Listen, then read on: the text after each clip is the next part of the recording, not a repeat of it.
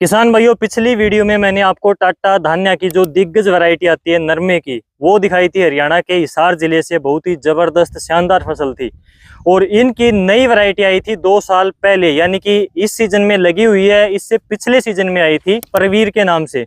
तो ये नई वैरायटी है, इसके बारे में आपके काफी ज्यादा कमेंट आए हैं अब की बार दिग्गज के साथ साथ में। तो दिग्गज के साथ में ये वैरायटी भी मैं आपको दिखाऊंगा। फिलहाल पहुंचा हूं हरियाणा के सिरसा जिले में। यहाँ पर इन्होंने किसान भाई ने दिग्गज भी लगा रखी है, परवीर भी लगा रखी है। ये जो यहाँ पर हमारे सामने खड़ी है, ये यहाँ पर परवीर है। तो चलिए किसान से बात करते हैं। भाई साहब, आपका स्वागत है डियर किसान पर। नमस्कार। सबसे पहले अपना परिचय बताइए किसानों को। मेरा नाम मोन्नू है, गांव मेरा बनवाड़ा है, तहसील कानाड़ी, जिला सिरसा। ये जो है अपने टाटा धान्या का परवीर है, हाँ जी। कितने एकड़ में लगा रखा है ये नर? ये जी 4 एकड़ में है अभी। 4 एकड़ में है। हाँ जी। बिजाई कब करी थी? बिजाई की थी हमने इसकी चौथे महीने की 15 तारीख को जी। ठीक है। बिजाई के टाइम पर खाद कौन सी डाली नीचे? बिजाई के टाइम में हमने सुपर दी थी जी। सुपर एसएसपी जिसको बोलते हाँ हैं। जी। 1 एकड़ में कितनी डाली?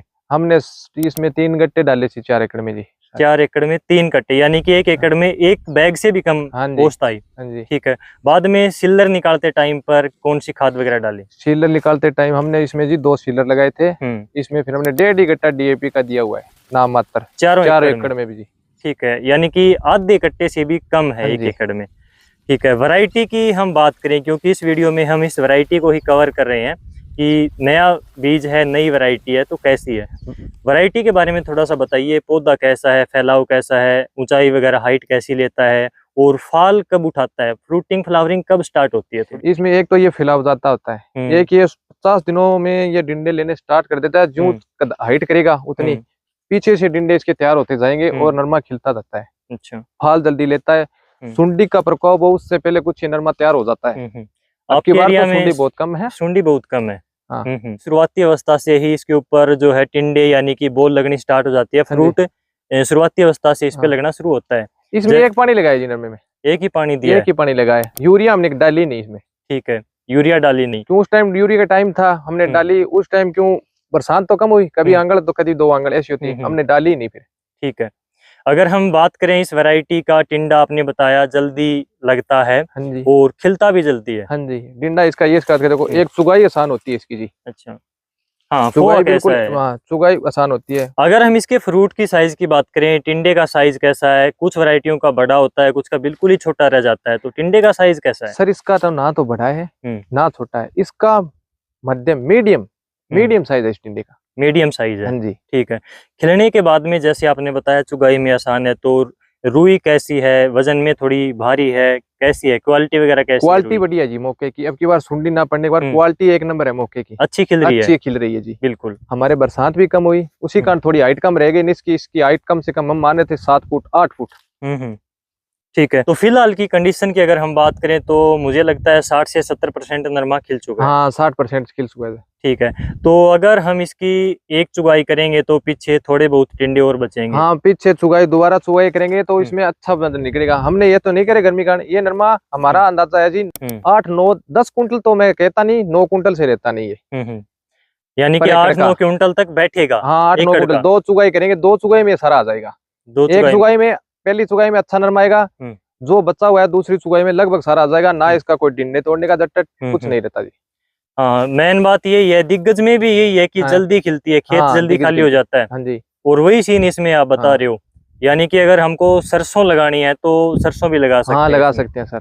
तो इसका ये भी इस वैरायटी का बेनिफिट है, दिग्गज का और परवीर का। तो ये इनमें दोनों में अच्छी चीज है। अगर हम बात करें स्प्रे वगैरह की, तो स्प्रे काफी करते हैं बीटी कॉटन में किसान, बीमारियां ज्यादा आती हैं। कौन सी स्प्रे करी, कौन सी बीमारियां आपको ज्यादा? हमने तो इसमें स्प्रे करी है सर 2 पहली स्प्रे करी थी हमने प्रोक्लेम इक्टारा की। ठीक है। और साथ में डाल देते हैं फंगीसाइड जी। अच्छा। दूसरी स्प्रे करी थी हमने परफेनो साइफर इक्टारा और फंगीसाइड। ठीक है।